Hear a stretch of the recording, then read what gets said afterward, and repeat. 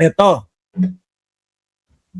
putik na kayo mga DDS. Pag hindi pa kayo nagising dito, ewan ko na lang sa inyo. Pakinggan ninyo yung vlogger ninyo, ha? Pakinggan nyo yung mga vlogger ninyo. Stars kayo dito.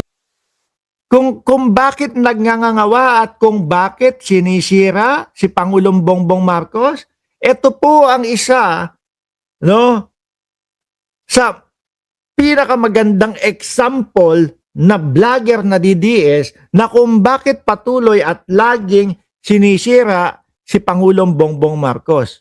No? Ito po yung si Bornek, mga kababayan, na ang pakita doon sa kanyang mga taga-subaybay, taga-follow, mga bossing, taga-nood, manyaman. Ano po, pagkarami-raming borloloy dito, pagkarami-raming mga purseras, no? Pagkayaman-yaman daw ho, mga kababayan. May nagsabi pa dito sa akin, Mark, pokpok yan. Hindi ho ako naniniwala doon. Kung ikaw ho ba, magiging customer, yung ganito pong itsura ng pagmumuka, pipick upin mo po ba? May pipick up po ba, mga kababayan? O, pagpasensyahan nyo na po kung ang inyong lingkod ay mapangmata sa itsura ho. Ano po?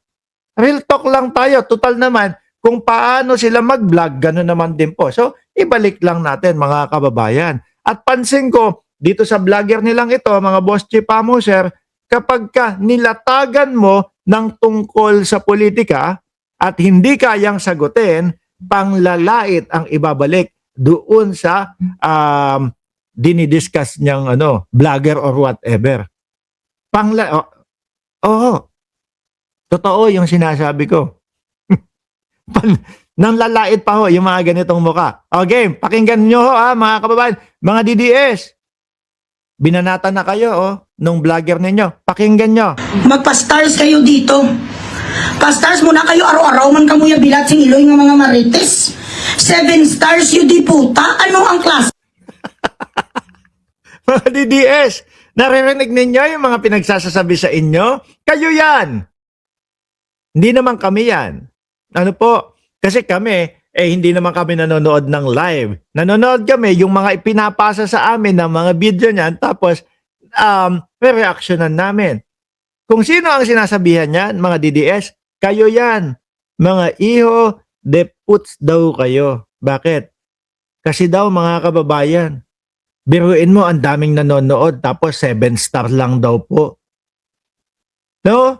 Tayo walang pakialam, 195, 190, minsan 80 yung nanonood sa atin. Ganun mang 500, magsi-600, magsi-600,000 na tayo ha. Konting ano na lang yan, konting push na lang yan. 600,000 followers na tayo mga kababayan. Pero kapag ka umu-80 yung ating mga viewers, okay lang. Walang problema ho. Tuloy lang ho. Ang importante, maipalaganap natin yung mga magagandang mga proyekto ng gobyerno ni Pangulong Bongbong Marcos. Masawatan natin yung mga nagpe-fake news at yung mga loko-lokong mga politiko. Tuloy lang, walang problema. Wala kayong maririnig. Uy, wala na nga akong views baka pwede magpalipad naman kayo.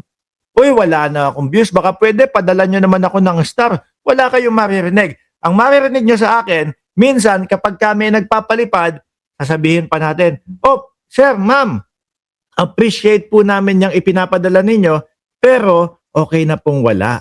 No? Ayos na po kami. No? Kung sakaling maibibigay nyo doon sa mga inaanak nyo, doon sa anak ninyo, sa apo ninyo, sa kanila na lang po, matutuwa din sila. No?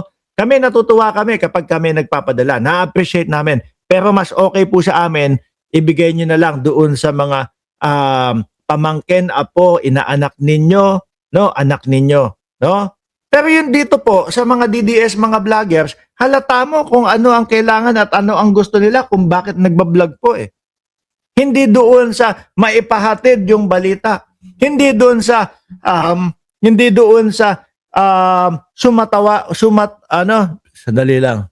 sumawata ng fake news. Ano po? Hindi yung i-educate yung mga nanonood sa kanila. Hindi. Pera. Stars. Rektahan na po. Wala na pong hiya-hiya, mga kababayan. Kung meron pong iba, mga vlogger, no?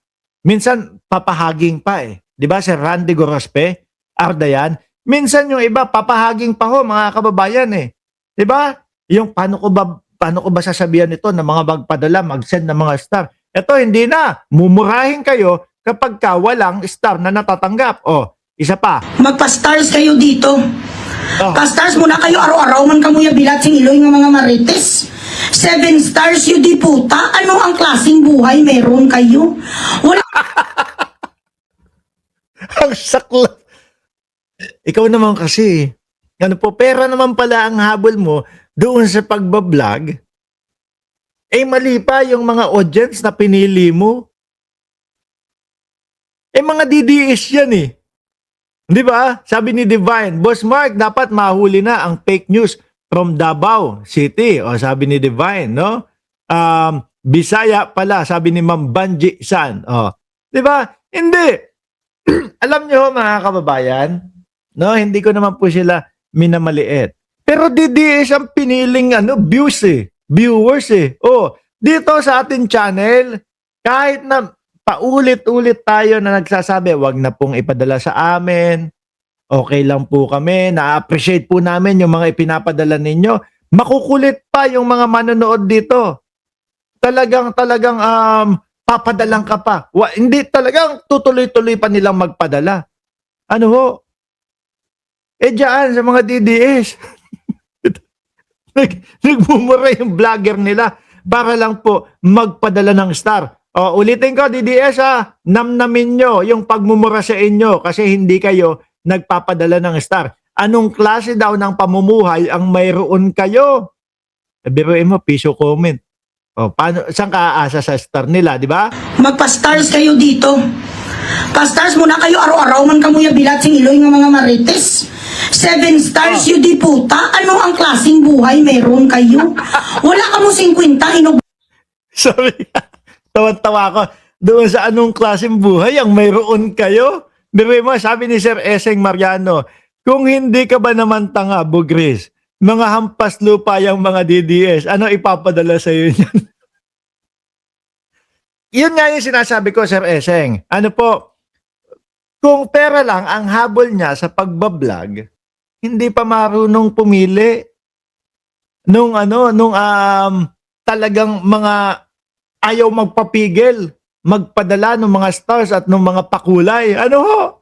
Bebe mo, pinili mga DDS. Oh, pasensya na mga DDS. Masakit po talaga kami magsalita dito. Ano po? Kaya kung hindi nyo kaya, dyan lang kayo, stay lang kayo. Basta wag nyo kaming sisisihin na kami ang dahilan kung bakit kayo aatakihin, okay? Pinili nyo na magstay dito, manood sa channel ni Mark Ramos. Kaya yaan ang kapalit. O tuloy! bakal stars bilat sing iloy para may 100 stars man. Nagkatawa-tawa lang kayo dito. Sandali. Hindi ho ako, kasi meron tayong Facebook page. Alam nyo, may mga editors at may mga researchers itong Mark Ramos channel. Kung hindi ako nagkakamali, 7 o 8 na kami. Ano po? Magkano ang makukuha ng 100 stars kapag ka doon sa Facebook? Gusto ko lang malaman. Kasi ako hindi ko nakikita no? Magkano ang nakukuha ng 100 star at kung bakit nagre-request at gustong-gusto nito 100 star ang ipa-star sa kanya. Magkano? Malaki ba yon? Hindi ko alam. I-comment nyo dyan sa comment section. Mga puro inutil. Ano ni Sandali. Grabe pala ito, Grabe mo. 20 lang yata. 20 pesos? Jordan G. Ayan, isa si Jordan G sa ating taga-pamahala ng ating Facebook, TikTok, etong YouTube. 20 pesos o USD. Tapos magmumukhang daig pa ho nito mga kababayan. Yung parang nanlilimo sa kalsada. 20 pesos. Putik na yan. May pamimilid pa. man? 20 pesos nga. Grabe ha. O tuloy. Mga hustler nga pamilya. Ewan ko ba, shoutout yun sa lahat ng mga produkto. You should not get any one of our children. Ano mga produkto yun? Shout out sa mga produkto. Baka yung mga nagpapa-ads ho. Tama ba ako? They are governed, they are being groomed by a mother who is a fucking political whore. O sandali, ano na yung topic niya? Grabe na to. Napakaibang klaseng tao nito. Ano po? Ayan, meron na ba ibang tinitira ho? Sabi ni Divine, Boss Mark, di ba huhulihin na yan? Ba't nakasalita pa? Hindi ba siya takot makulong?